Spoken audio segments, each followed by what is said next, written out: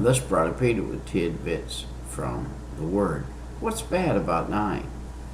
We just talked in excerpt about following Jesus Christ and following the Lord. There's nothing bad about dying if you're following the Lord. The only thing that it does is it stops your ability to be able to work on this earth as God would have you do. If you are fulfilling the commission that God left you to do, He's going to let you live until you fulfill that which He wants you to fulfill. Now, you can die before your time. Brother S.D. Jenny used to say, you can go over Fool's Hill and die before your time. Pardon me. Got a little rough throat today. You can die before your time. How can you do that? By acting a fool.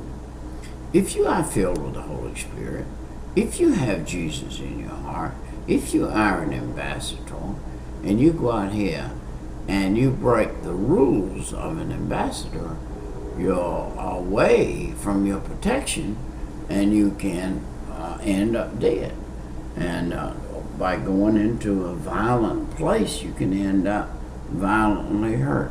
Okay, let's go back to the first Christians. The first Christians, so many of them were killed for their Christianity. John the Baptist was beheaded right after he baptized Jesus. It wasn't but a little bit. He was beheaded. Now, that was a good thing. You say, Brother Peter, you saying it was a good thing that John the Baptist died? Well, it was a necessity. See, John the Baptist was the last prophet in the Old Testament. Jesus was the first prophet in the New Testament. And he was the prophet that was going to be followed. And so the old had to pass away in order for the new to come in. And John the Baptist had brought the story of the old up to the culmination of Jesus Christ and turned the key in the lock. When he baptized Jesus, he turned the key in the lock in identifying him. This baptism that John the Baptist did to Jesus Christ identified him as the Messiah, as the prophesied one that would come. John the Baptist was the prophesied forerunner of Jesus Christ, and Jesus was the fulfillment of the prophecy that John preached. And after the fulfillment that John preached, it was time for John to go to heaven. So what was the bad part about John dying? There was no bad part about John dying. Jesus didn't even blink an eye when they told him. He didn't have any comment.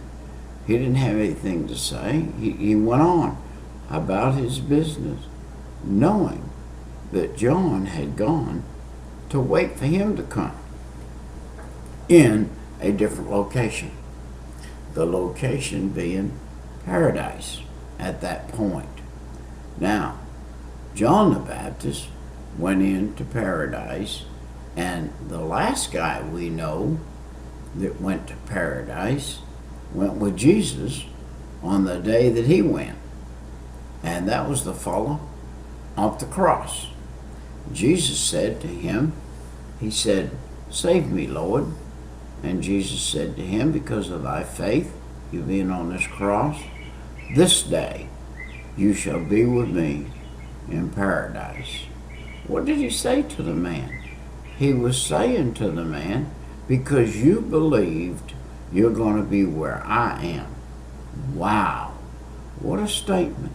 And because we believe today, we are positionally where Jesus is. So what did Jesus do when he left? The death on the cross. What did he do?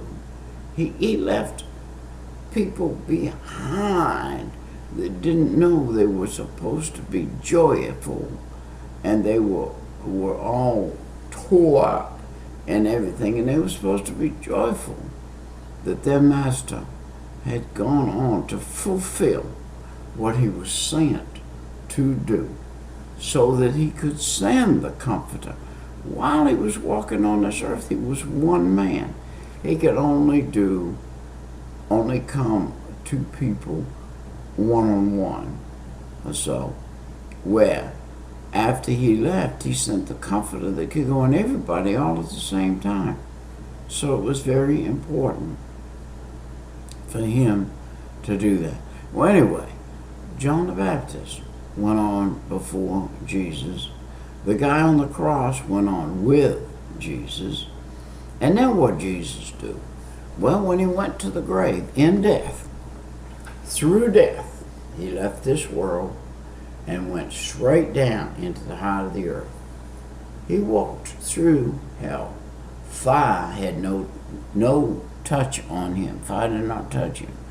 Have you seen other men in the Bible fire did not touch? Yes, you have. Shadrach, Meshach, and Abednego, 3 men cast into the fire. And as they walk through the fire, the king looks in there, and he said, I see one in there that looks like the Son of God.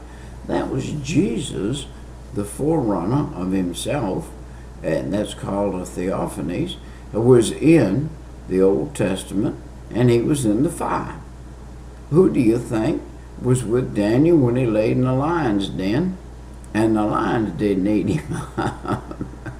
Hey, Jesus went down, spent a little time, talked with him for the night.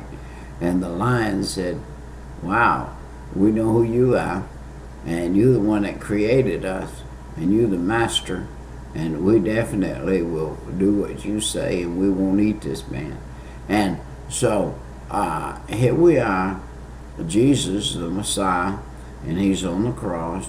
And he had to go through a fleshly death. The Bible said a man must first be born of blood and water. Well, a lot of people have taken that scripture and burned it all out of shape and say you got to be baptized in water in order to enter into the kingdom of heaven. Well, that's not exactly the whole truth. The whole truth is you must be born first of blood and water. What is that? That's when you come out of your mother's birth canal. You're born of blood and water. And then you become a living human being. Now, your soul must be born again. And as your soul gets born again, then your heart gets renewed and you become a new person inside of that body. Now you're a living soul inside of a living body, and you're a spiritual being. To go through death's door is to open your eyes in the presence of God or in the presence of the devil. Now, if you want to open your eyes in the presence of God, you must realize you are a sinner and say, God, I am a sinner. Forgive me of my sin, commit my heart, and save my soul.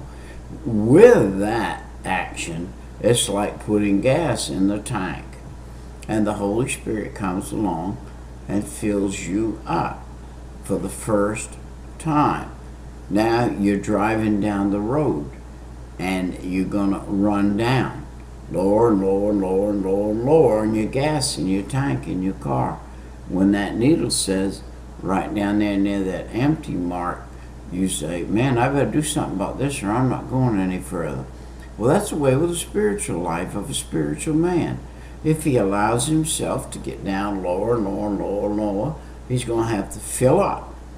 So you're going to have a refilling or boost back up the Holy Spirit that is in you. You need to come to this gas pump right here and pump some gas in you. Pump some Holy Spirit in you. Get in this book and read it. Believe it. Understand it. Learn it. And get some gas in your tank so that you can fight the rigors of this world, so you'll be prepared for death. Being prepared for death, the most important thing in life. Being prepared for